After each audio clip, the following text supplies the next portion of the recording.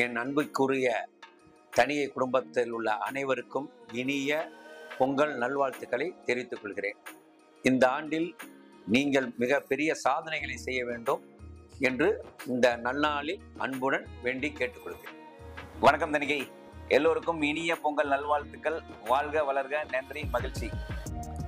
வணக்கம் தணிகை, இந்த தைப்பொங்கல் திருநாளில் தங்கள் வாழ்விலும் தங்கள் குடும்பத்திலும் பலம் பெருகி, நலம் பெருகி, நிலம் பெருகி, இன்பம் பொங்கி, வாகை சூட வாழ்த்துக்கள்.